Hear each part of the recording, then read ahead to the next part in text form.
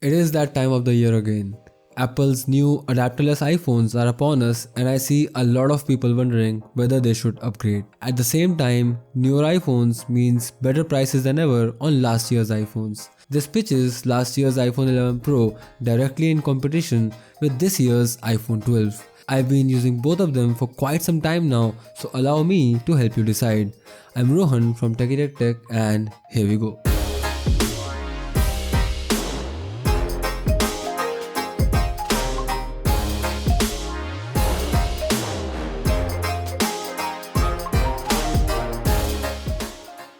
One look at both these devices and you can tell that this is not going to be a very easy to make choice when it comes to the in-hand feel and design. The iPhone 12 shines with the hot new flat edge design language, the matte aluminum edges and the totally flat display. But the iPhone 11 Pro is a Pro iPhone, which means it has a shiny but more durable stainless steel frame and the immensely better looking and feeling frosted glass back. The iPhone 12 is a lot lighter even though it's larger, which makes it feel significantly less dense in hand compared to the heavier iPhone 11 Pro. To be honest, it's all purely personal preference. I would have preferred the frosted glass back of the iPhone 11 Pro with the matte edges of the iPhone 12. But then again, that isn't a possibility, and between these two phones, I would pick the iPhone 11 Pro when it comes to the in-hand feel and aesthetics. Flip over to the displays and we have somewhat of an interesting story here. The display on both these phones is flat, but the iPhone 12 is flatter than the iPhone 11 Pro. Allow me to explain. The iPhone 11 Pro has a 2.5D glass atop a flat display panel, which means that the glass curves off very slightly towards the edges.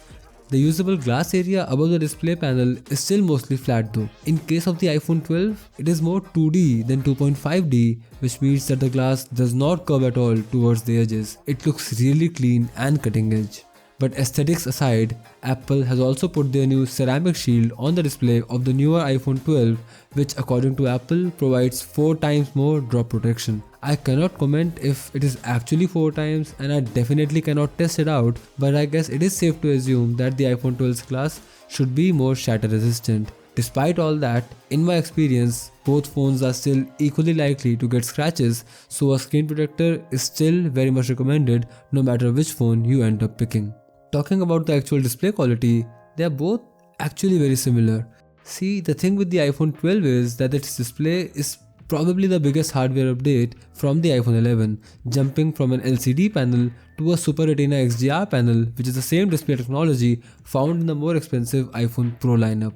So what has traditionally been an area of clear superiority for the iPhone Pros is a level ground now.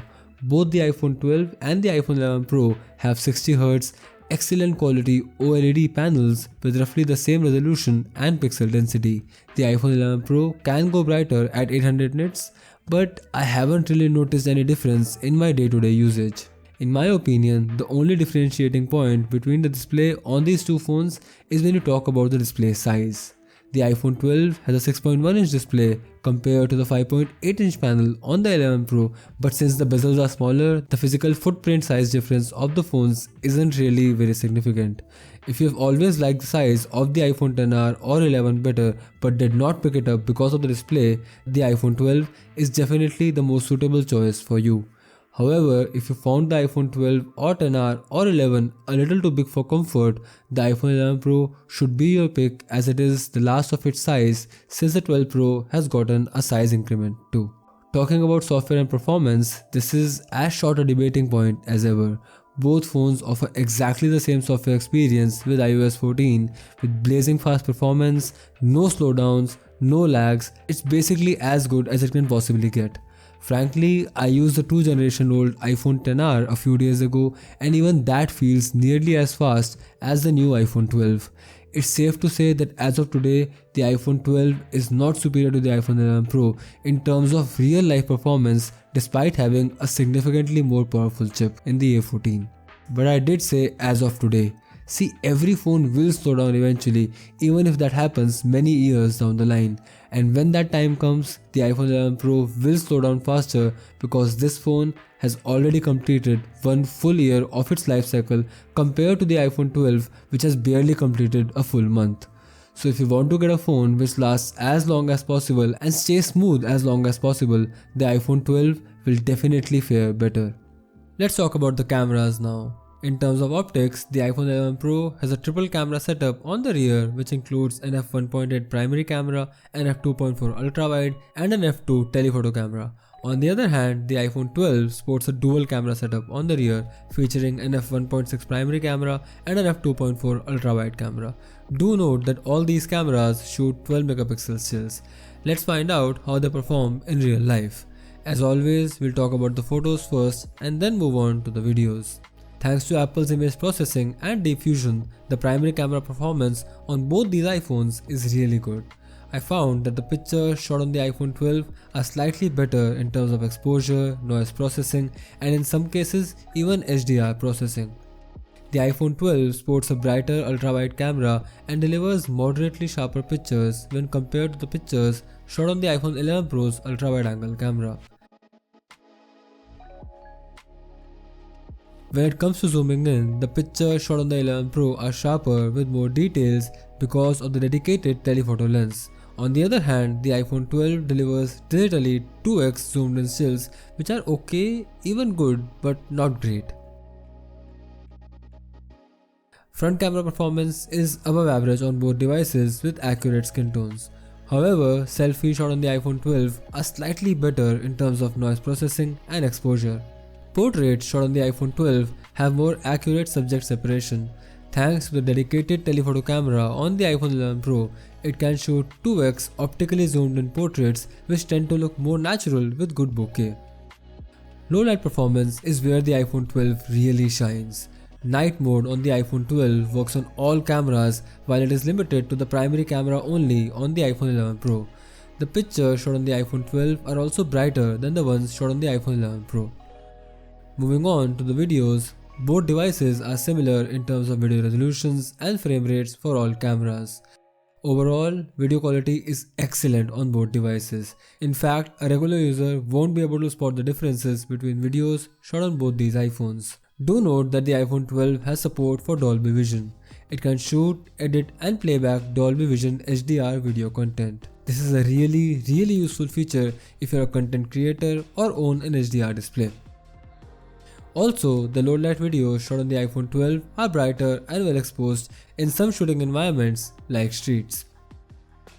To conclude, both iPhones have excellent cameras which capture high quality media with the same seamless camera app user experience. Even though it lacks a telephoto lens and has subtle improvements, I'd still pick the iPhone 12 for its better low light performance, image processing, video shooting and the newer hardware. They are more useful to me than just a dedicated telephoto lens, as is the case with the iPhone 11 Pro. However, if you are an iPhone 11 Pro user, I simply cannot recommend upgrading to the iPhone 12 just for the camera enhancements because the differences are not really that significant.